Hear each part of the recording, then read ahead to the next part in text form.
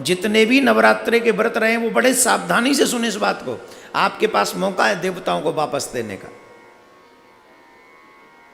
और अब सीखने का। अभी नहीं सीखे तो शायद और 2 4 10 दिन निकल जाएंगे। हमने क्या दिया देवताओं को? हमने कुछ दिया नहीं। हमने किसको दिया? बोले हमने इकट्ठा किया और अपने बेटे के नाम से जमा कर दिया, अपनी बैंक में जमा कर दिया। अब ये उचित है कि अनुचित? जरा बताइए, जवाब दो। अभी तो अनुचित नहीं लग रहा है। दूसरे तरीके से समझाता हूं तब शायद समझ में आ जाए। 5 लोग थे, 5 व्यक्तियों ने पार्टनरशिप में फैक्ट्री खोली। फैक्ट्री चल पड़ी। किसी को बाहर का काम दे दिया, किसी को ऑर्डर लाने का काम दे दिया, किसी को ऑर्डर पूरा करने का काम दे दिया, किसी को लोगों को देखभाल करने का। ऐसे एक व्यक्ति को सारा कैश हैंडल करने का काम दे दिया। अब 4 लोग तो बड़ी ईमानदारी से काम कर रहे थे, लेकिन जिसके पास कैश संभालने का काम था वो लाता, कैश ले जाता, अपने घर में रखा था। 4 को चवन्नी भी नहीं देता था और कैश वो इकट्ठा करता गया, अपने पास जमा करता चला गया। अब बताइए उसने ईमानदारी बरती या चोरी? जवाब दीजिए, जोर से बोलिए। यही चोरी प्रत्येक वो मनुष्य करता है जो देवताओं को देने से मना करता है। जो लोग कहते हैं कि हम नहीं देंगे, वो वही मनुष्य चोर है जो देवताओं को लेते तो देवताओं से हैं पर देते नहीं है। ऐसी चोरी करने वालों की दुर्दशा होती है। उन्हीं के दुख का मैं नहीं कह रहा हूं, देवी भागवत में इसका प्रमाण है। तो हमको जो भी इस देवीय कृपा से प्राप्त होता है उसमें से देना भी सीखना चाहिए। बोले क्या दें? बोले यज्ञ करें। बोले यज्ञ कैसे करें? बोले यज्ञ जब आप आहुतियां देते हो, आप नवरात्रों में एवरीडे, मुझे पता है जो जिन माताओं बहनों के यहाँ, भाइयों के यहाँ नवरात्रे के व्रत और माता रानी का दरबार होता है और जहाँ उनकी पूजा होती है वह नित्य हवन भी करते हैं। वो तो हवन में जो आहुतियाँ आप देते हैं और उस यज्ञ से जो धुआं निकलता है, आहुति से मिक्स जो सुगंधी है, ध्यान से सुनेंगे, आहुति से मिक्स जो धुआं निकलता है, सुगंधी है जो सामग्री से युक्त है, उस सुगंधी की स्मेल लेना देवताओं का वो भोजन बनता है।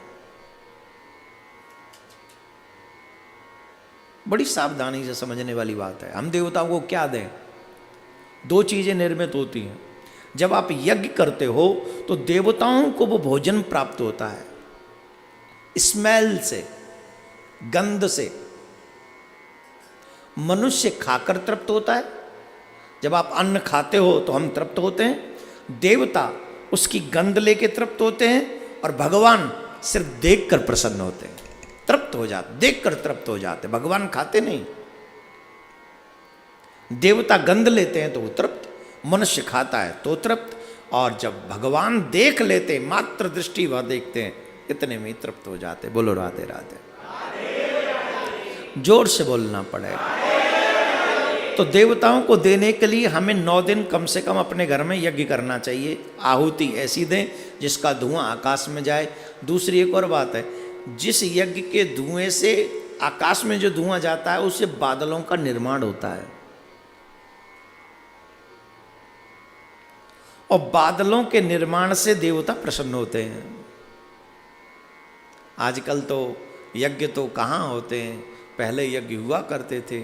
आजकल भोजन में भी उतना स्वाद नहीं आता जितना 50-60 साल पहले आता था। क्यों? आजकल प्रदूषण वाले बादल पहुंच गए। कैसे? डीजल पेट्रोल के भट्टे के लट्टे के जन पता नहीं किन किन के गट्टों के पहुंच गया धुआं ऊपर। ऐसी ऐसी मशीन चल रही है, उनका धुआं आकाश में जाता है, वो बादल बन जाते हैं, फिर वहाँ से पानी आता है तो वो प्रदूषण उस पानी के माध्यम से हमारे खेतों तक पहुँच जाता है और हमारे अन्न में आ जाता है, और वही अन्न हमारा शरीर खराब कर देता है, हमारा स्वास्थ्य खराब कर देता है। और इस बात पर किसी का ध्यान नहीं जा रहा है। हम सबको चाहिए प्रदूषण मुक्त वातावरण सुनिश्चित किससे करेंगे? बोले जब जितने यज्ञ होंगे, वेद मंत्रों का उच्चारण होगा, उसी से ये वातावरण जो है प्रदूषण मुक्त हो सकता है। उससे पहले कोई संभावना नहीं है। बोलो राधे राधे। जोर से बोलना पड़ेगा। तो बात समझ में आ गई? तो यज्ञ प्रत्येक दिन आप सब करें। जो माताएं बहनें हैं कुछ नहीं कर सकती, तो अपने गुरु मंत्र को ही 108 बार 21 बार जितना आपका मन करे स्वाहा स्वाहा करते रहो, है ना। और आहुति देते रहो, घी की आहुति, सामग्री की आहुति, अग्नि के हवाले करते रहो। उससे जो धुआं जाएगा वो गंध देवताओं तक पहुंचती है और देवता आपके कार्यों को सिद्ध करते हैं। इसलिए हमें प्रत्येक दिन, वैसे तो प्रत्येक दिन हवन करना चाहिए, परंतु वो ना कर सकें तो एकादशी, पूर्णिमा और ये नवरात्रों में, इन दिनों में अवश्य हमको ये यज्ञ करना चाहिए, अपने घर में हवन करना चाहिए। बोलो राधे राधे।